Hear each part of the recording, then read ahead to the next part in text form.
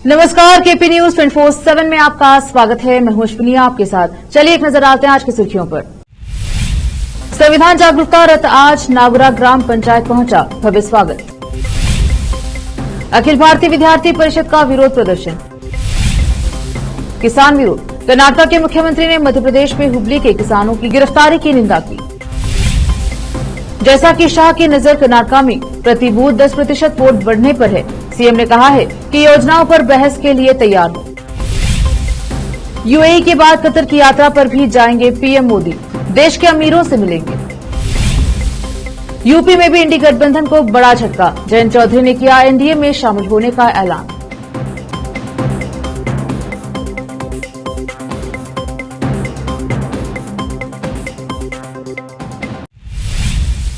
अब समाचार विस्तार से। संविधान जागरूकता रथ आज नागौर ग्राम पंचायत पहुंचा और उक्त जागरूकता रथ का भव्य स्वागत किया गया। नागौरा ग्राम पंचायत के अंतर्गत ग्राम प्रधानों, ग्राम पंचायत सदस्यों एवं अटल बिहारी वाजपेयी आवासीय विद्यालय में एनसीसी एवं स्काउट एंड गाइड ने कविता एवं सांस्कृतिक कार्यक्रम प्रस्तुत कर बच्चों का स्वागत किया। इस मौके पर बाइक रेस भी हुई। कार्यक्रम में नोडल अधिकारी गौतम अरली, प्राचार्य श्री शरणप्पा बिरादर एवं ग्राम पंचायत विकास अधिकारी विजय कुमार ने भाग लिया। ग्राम पंचायत अध्यक्ष एवं उपाध्यक्ष उपस्थित रहे। विशेष संवाददाता की रिपोर्ट। बीदर तालुका नौबाद गांव क्रमांक 18-3 शासकीय प्रथम श्रेणी महाविद्यालय बीदर महाविद्यालय परिसर दीवार को 10 फरवरी को महाविद्यालय से सटे खेत के काशीनाथ ने गिरा दिया, जिससे विद्यार्थियों में भय का माहौल पैदा हो गया है। कॉलेज में घुसकर नुकसान पहुंचाने से विद्यार्थियों में भय पैदा होने से वह अपनी सुरक्षा को लेकर परेशान है। इसलिए हम अखिल भारतीय विद्यार्थी परिषद बीदर इकाई की ओर से जिला प्रशासन से कर अनुरोध कानूनी कार्यवाही करने का आग्रह किया है। विशेष संवाददाता की रिपोर्ट। कर्नाटक के मुख्यमंत्री सिद्धरामैया ने मध्य प्रदेश में राज्य के किसानों की गिरफ्तारी की निंदा की है, जो केंद्र सरकार के खिलाफ विरोध प्रदर्शन करने के लिए राष्ट्रीय राजधानी जा रहे थे। उन्होंने मध्य प्रदेश सरकार से किसानों को तुरंत रिहा करने और उन्हें नई दिल्ली के किसान विरोध प्रदर्शन में भाग लेने की अनुमति देने की मांग की। मुख्यमंत्री ने कहा, मध्य प्रदेश सरकार द्वारा हुबली के किसानों की गिरफ्तारी जब वे कल दिल्ली में विरोध प्रदर्शन के लिए जा रहे थे, अत्यधिक निंदनीय है। मैं मांग करता हूं कि मध्य प्रदेश सरकार हमारे राज्य के गिरफ्तार किए गए सभी किसानों को तुरंत रिहा करे और उन्हें कल दिल्ली में जंतर मंतर पर विरोध प्रदर्शन में भाग लेने की अनुमति दे। हालांकि मध्य प्रदेश सरकार ने गिरफ्तारियां की है, लेकिन यह स्पष्ट है कि इस कृत्य के पीछे आपराधिक दिमाग प्रधानमंत्री नरेंद्र मोदी के नेतृत्व वाली केंद्र की भाजपा सरकार का है। सिद्धरामैया ने यह भी कहा है कि बीजेपी हमेशा किसानों को निशाना बनाती है और आरोप लगाया कि पीएम मोदी के नेतृत्व वाली बीजेपी सरकार का मुख्य उद्देश्य किसानों को डराना है, चाहे वह केंद्र में हो या राज्यों में। जब भी भाजपा सत्ता में आती है, इतिहास गवाह है कि उनकी आक्रामकता का पहला कार्य किसानों के खिलाफ है। लोकसभा चुनाव के लिए कर्नाटक भाजपा नेताओं के साथ एक महत्वपूर्ण बैठक की अध्यक्षता करते हुए केंद्रीय गृह मंत्री अमित शाह ने प्रत्येक मतदान केंद्र पर 10% वोट बढ़ाने का लक्ष्य रखा। शाह ने मैसूर में भाजपा नेताओं के साथ 2 बैठकें की और मैसूर के पास सुतूर यात्रा महोत्सव कार्यक्रम में भी हिस्सा लिया। बीजेपी के प्रदेश अध्यक्ष बीवाई विजेंद्र ने मीडिया कर्मियों को बताया कि प्रधानमंत्री मोदी की लोकप्रियता को वोटों में बदलने और हर बूथ पर इसे 10% तक बढ़ाने की रणनीतियों पर चर्चा की गई। विजेंद्र ने कहा, हमारे नेताओं ने हमारे गृह मंत्री को आश्वासन दिया है कि भाजपा और जेडीएस सभी 28 लोकसभा क्षेत्रों में एकजुट होकर चुनाव लड़ेंगे। बैठक में राज्य भाजपा कोर कमेटी के सदस्यों और पार्टी के मैसूर क्लस्टर के नेताओं ने भाग लिया। हालांकि विजेंद्र ने कहा कि उम्मीदवारों के संबंध में कोई चर्चा नहीं हुई है और जेडीएस के साथ सीट बंटवारे की शर्तें दोनों दलों के नेतृत्व द्वारा दिल्ली स्तर पर तय की जाएंगी। विजयपुर में घरों में डकैती करने वाले गिरफ्तार। इस संबंध में एसपी ऋषिकेश सोनवाने ने बताया है कि गिरफ्तार लोगों की शिनाख्त रवि बकाली और राज हुसामनी के रूप में हुई है। गिरफ्तार आरोपियों के पास से 666 ग्राम सोना, 190 ग्राम चांदी, 21,000 नकद समेत कुल 42,30,100 का सामान जब्त किया गया है। डकैती की 9 मामले शहर आदर्श नगर थाने में दर्ज किए गए थे। विजयपुर से फेरोज शेख की रिपोर्ट। रुकते हैं छोटे से ब्रेक के लिए, जल्द लौटेंगे ब्रेक के बाद।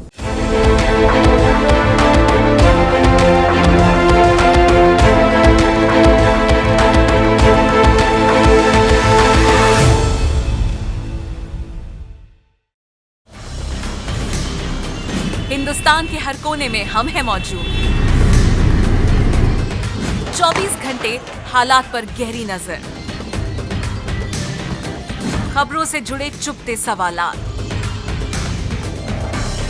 और आपको दिखाता है धार्मिक, सामाजिक, राजनीतिक, लोकल और इंटरनेशनल न्यूज की सबसे बेहतर कवरेज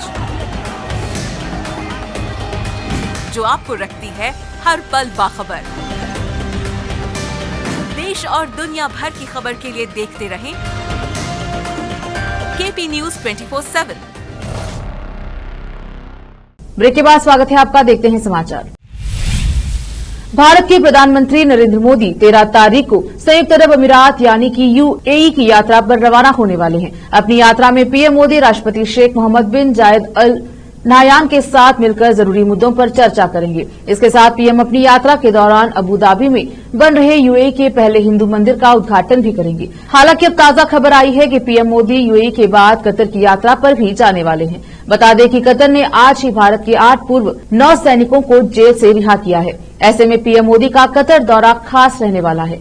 यहां जाने पीएम मोदी की यात्रा का शेड्यूल विदेश सचिव विनय मोहन क्वात्रा ने जानकारी दी है कि 14 फरवरी को अपनी यूएई यात्रा पूरी करने के बाद पीएम मोदी 14 फरवरी की दोपहर को कतर की राजधानी दोहा की यात्रा करेंगे। यात्रा के दौरान पीएम मोदी कतर के अमीर शेख तमीम बिन हमद और उच्च गणमान्य व्यक्तियों के साथ मिलकर द्विपक्षीय वार्ता करेंगे। यह प्रधानमंत्री की कतर की दूसरी यात्रा होगी। विदेश सचिव ने बताया है कि भारत और कतर के बीच मजबूत द्विपक्षीय व्यापार वर्तमान में $20 बिलियन का है। बिहार के बाद यूपी में भी लोकसभा चुनाव से पहले इंडी गठबंधन को बड़ा झटका लगा है। राष्ट्रीय लोकदल के अध्यक्ष जयंत चौधरी ने कहा है कि उनकी पार्टी ने एनडीए में शामिल होने का फैसला लिया है। उन्होंने कहा है कि हमने अपने सारे विधायकों और कार्यकर्ताओं से बात कर ली है। हमने एनडीए के साथ जाने का फैसला किया है। जयंत ने भी कहा है कि चौधरी चरण सिंह को भारत रत्न से नवाजा जाना मेरे और मेरे परिवार समेत किसान समुदाय के लिए बहुत बड़ा सम्मान है। विधायकों की नाराजगी पर जयंत ने कहा कि सभी से बातचीत के बाद ये फैसला लिया गया है। सियासत के जानकारों का कहना है कि जयंत की पार्टी के एनडीए के साथ आने से पश्चिम यूपी में चुनावी समीकरणों पर बड़ा असर पड़ेगा। पश्चिम यूपी में किसान, जाट और मुस्लिम वोट बैंक काफी ज्यादा हैं। यहां लोकसभा की कुल 27 सीटें हैं, जिसमें 2019 के चुनाव में आरएलडी को एक भी सीट हासिल नहीं हुई है, लेकिन बीजेपी ने 19 सीटों पर जीत पाई। सपा और बसपा के खाते में 4-4 सीटें आई थी। अगर 2014 के लोकसभा चुनाव की बात करें तो उस दौरान भी आरएलडी को एक भी सीट नहीं मिला था। राष्ट्रीय स्वयंसेवक संघ के सरसंघचालक मोहन भागवत सोमवार को दिल्ली दौरे पर हैं। यहां वे एक कार्यक्रम में भाग लेने पहुंचे। यहां अपने संबोधन में उन्होंने कहा कि लड़ने की भाषा वही करते हैं जिनको डर रहता है। जो बलशाली है वह लड़ने की बात नहीं करता, वह समझाने की भाषा करता है। वह सबको अपना मानते हैं। हमको दुनिया को जीतना नहीं है, हमको सारी दुनिया को जोड़ना है। विश्व आज ठोकर खा रहा है, लड़खड़ा रहा है और भारत की तरफ आशा भरी निगाहों से देख रहा है। उन्होंने कहा कि जब ज्ञान की खोज दुनिया भर में चली, हमारे यहाँ भी चली। स्वास्थ्य सुख देने वाला सत्य सभी को चाहिए थे। दुनिया और भारत में अंतर रहा। भारत की खोज करते करते दुनिया रुक गई। हमने बाहर की खोज करने के बाद अंदर खोजना शुरू किया और सत्य तक पहुंच गए। मोहन भागवत ने कहा कि कुछ भी प्राप्त करने के लिए तपस्या जरूरी है। तपस के तरीके भी एक हैं। बाहर की चीजों से मुक्त होकर अंदर के सत्य को प्राप्त करो। बाकी दुनिया ने सोचा सुख बाहर है। उन्होंने बाहर की दुनिया में सुख देखा, लेकिन ये सुख टिकता ही नहीं, उसे बार बार प्राप्त करना पड़ता है। उनको ध्येय बना ज्यादा से ज्यादा लंबा जियो, ज्यादा से ज्यादा भोग करो।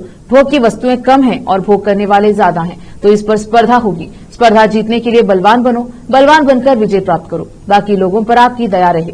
आपको जो चाहिए, जब चाहिए, जैसा चाहिए ला कर दे। उनको रखो, फिर आप जो चाहते हो करो। यह जीवन का सत्य है। अगर बाहर की दुनिया में जाएंगे तो यही सत्य प्रतीत होता है। अब रुकते हैं छोटे से ब्रेक के लिए, जल्द लौटेंगे ब्रेक के बाद।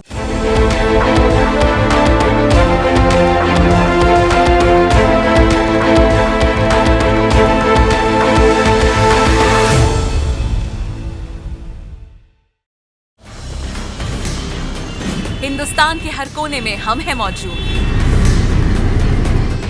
24 घंटे हालात पर गहरी नजर, खबरों से जुड़े चुपते सवालात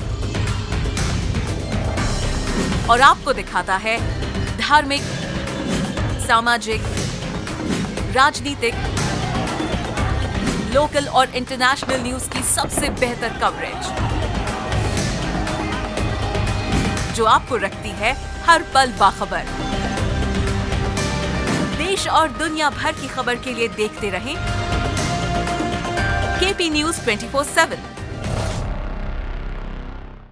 ब्रेक के बाद स्वागत है आपका। देखते हैं समाचार।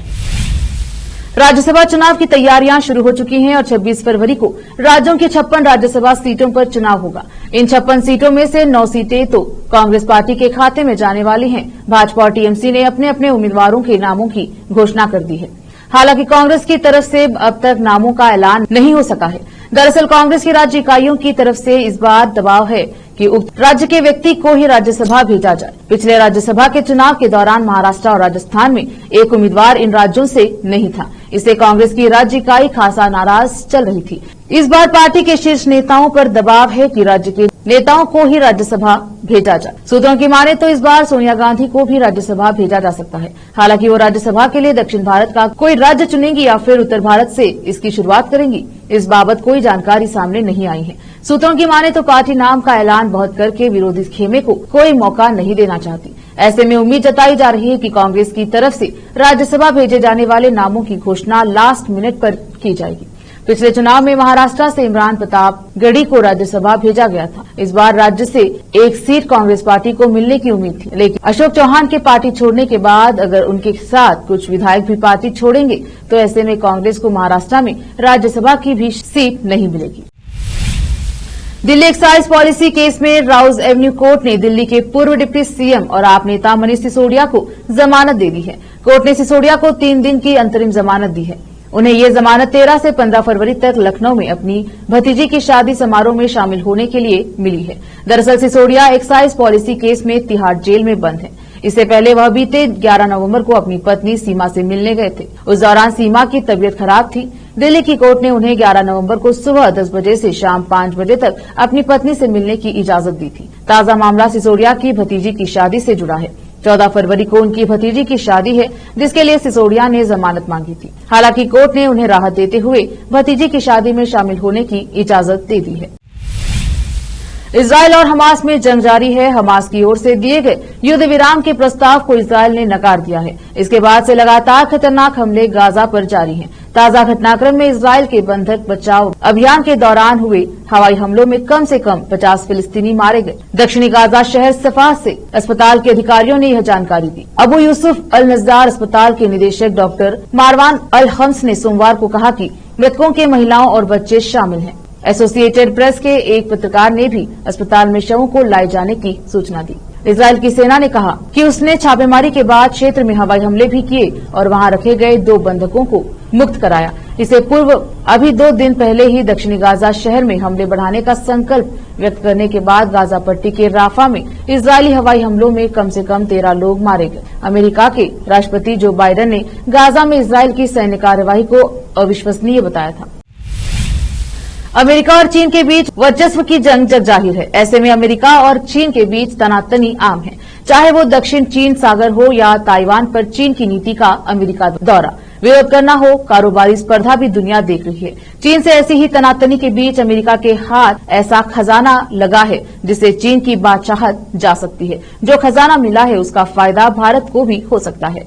दरअसल अरबों डॉलर का खजाना अमेरिका के हाथ लगा है। जानकारी के अनुसार अमेरिका को वायोमिंग में 2.34 अरब मीट्रिक टन रेयर अर्थ खनिज मिले हैं। विश्लेषकों का कहना है कि इस खोज के बाद अमेरिका जल्द ही चीन को रेयर अर्थ खनिजों के मामले में पीछे छोड़ सकता है। अमेरिका रेयर अर्थ इंक ने ऐलान किया है कि यह नया भंडार चीन के 44 मिलियन मैट्रिक टन के भंडार को पीछे कर देगा। विश्लेषकों ने कहा कि यह भंडार इतना ज्यादा बड़ा है जितना उन्होंने अपने सपने तक में नहीं देखा था। उन्होंने अभी केवल 25% हिस्से की ही ड्रिलिंग की है। फिर से एक नजर आज की सुर्खियों पर। संविधान जागरूकता रथ आज नागुरा ग्राम पंचायत पहुंचा, भव्य स्वागत। अखिल भारतीय विद्यार्थी परिषद का विरोध प्रदर्शन। किसान विरोध। कर्नाटक के मुख्यमंत्री ने मध्य प्रदेश में हुबली के किसानों की गिरफ्तारी की निंदा की। जैसा कि शाह की नजर कर्नाटक में प्रति बूथ 10% वोट बढ़ने पर है, सीएम ने कहा है कि योजनाओं पर बहस के लिए तैयार हो। यूएई के बाद कतर की यात्रा पर भी जाएंगे पीएम मोदी, देश के अमीरों से मिलेंगे। यूपी में भी इंडी गठबंधन को बड़ा झटका, जयंत चौधरी ने किया एनडीए में शामिल होने का ऐलान।